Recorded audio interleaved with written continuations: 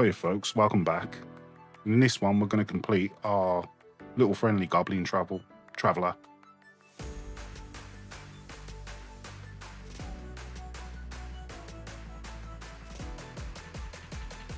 First starting off, we use polymer clay after building a little aluminium foil round ball. Sorry for the delay on this one, guys. It's been a bit of a hectic one over the Christmas.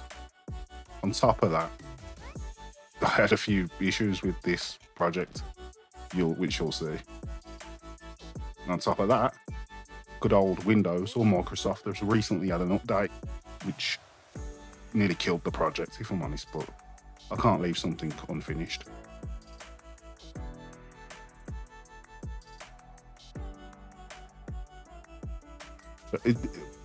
This is part 3, by the way, for the base before he's the one coming through the portal, if you like.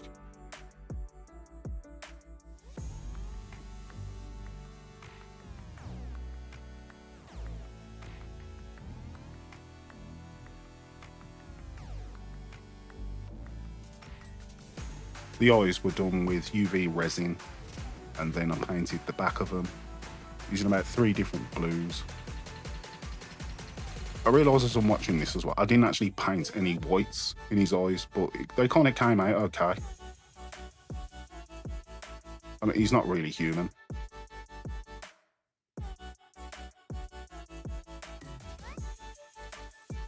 I've been reading up on my sculpting books as well, or just a sculpting book. Pretty good. I can't pretend to say I know what these real sculptors know. They know everything. Like, they're like doctors. They know like parts of the body, which like the whole anatomy. Like, oh, the ocular bone needs to link up to the philtrum, and you know, I can't do all that.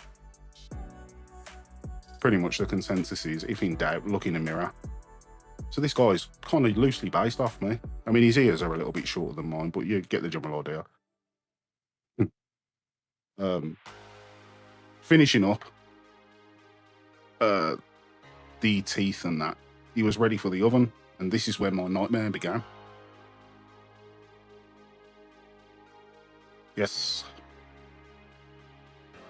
I tried to prop him up using these grippers, like as a sort of tripod in the oven, and I only burnt my hands off. I didn't realise they'd get that hot.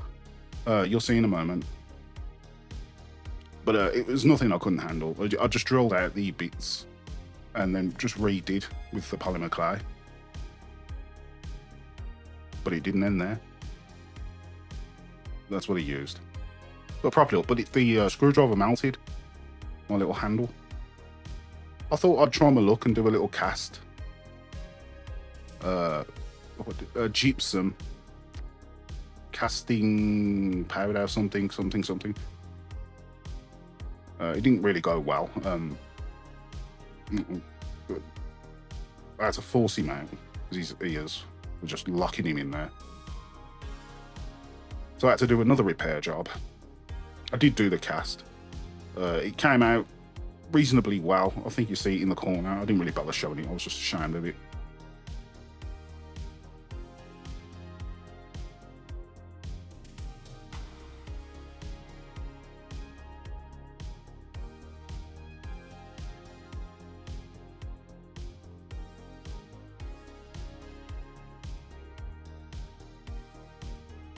And then it's onto the body.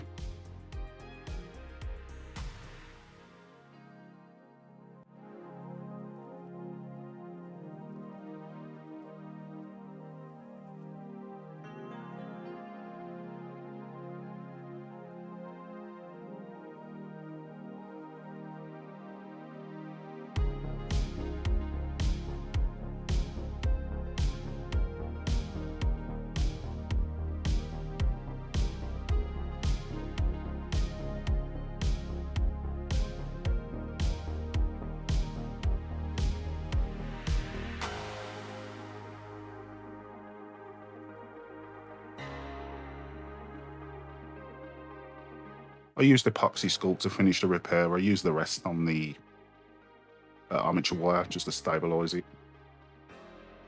This is the third part where my nightmare continued. Microsoft or Windows have recently had an AI update, and I was using Clipchamp to do this, and it completely wiped. So up until this point, I already edited it. Yeah, I did that, but it completely wiped out all my current files that I hadn't edited. I'll do it again, and you lost not just this project. Mick Ruby, a valuable asset to the team.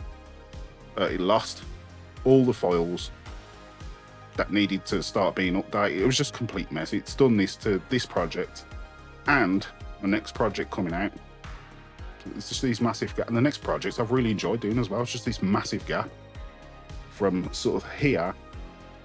I completely missed the clothing and I've had to skip and go to the painting because that's how much it's missed. But I guess at least the important parts are done.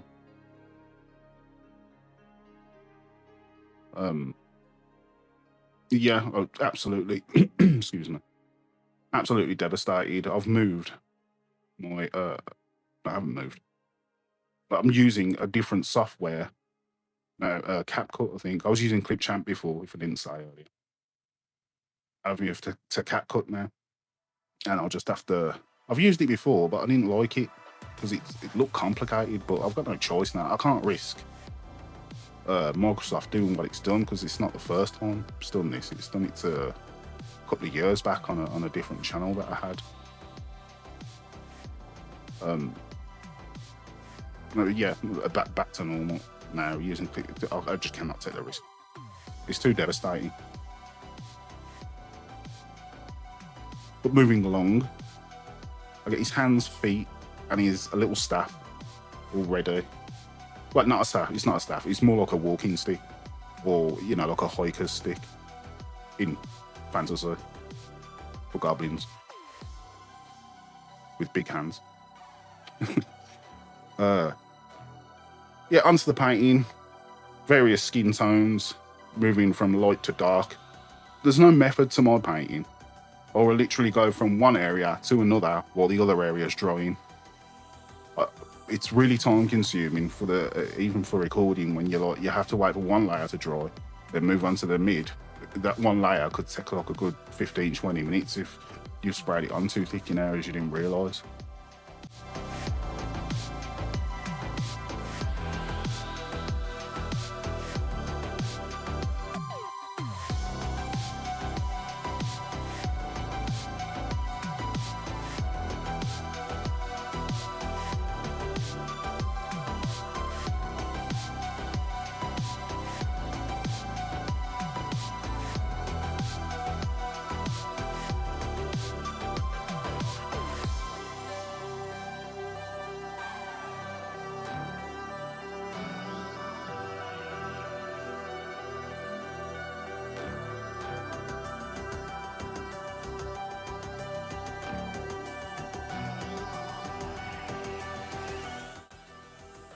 Yeah, I used about 3 different greens for the cloak. You'll see again, I jump from area to area without waiting. It was like, oh, well, I'm waiting for that to dry. I can move on to something else and get that done.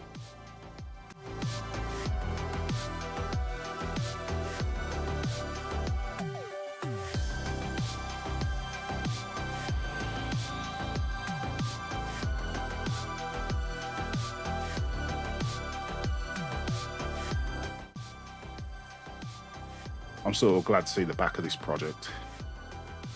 I won't be breaking them down in parts again. I'll just get them all done in one go. I think I was really trying my luck with this one because it's probably the biggest thing I've ever sculpted. Which ain't saying a lot because I've only sculpted about 3 things.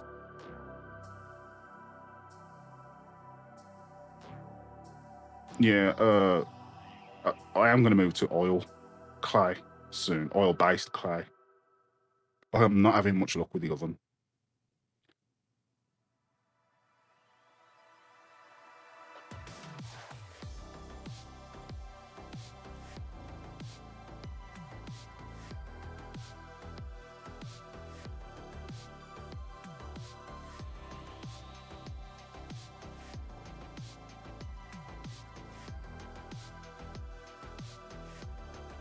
I use contrasts for my, I'd say shadows, just in the very deepest parts of the, pretty much everywhere. Like E-staff face, I want the right shadows. Well, the similar contrast colors. You can use washes as well. I just feel like contrasts are more smoother, especially on bigger objects.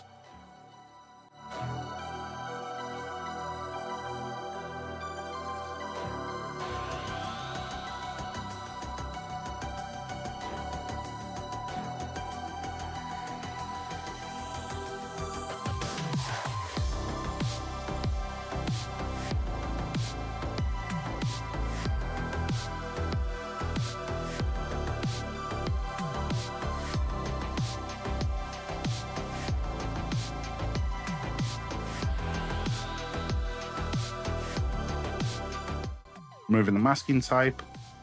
I just wanted a nice clean edge on that cloak. I'll give him a bit of a dirty sort of traveling mucky look on his feet and cloak. Just dabbing on a bit of, I was going to pin this, but I thought no, I want to get him done. I want to see him on the base. He's got to be done. Gloss varnish for the eyes, just to give it that extra shine. It was already shiny anyway, but there was just a couple of imperfections in there through cutting into, trying to get the mask off. All the colours used.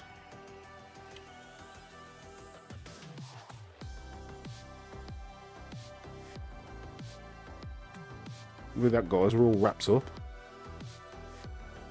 Thanks for watching. Got a really nice project on the way, so stay tuned for that one. And I'll see you all in the next one. Cheers, guys.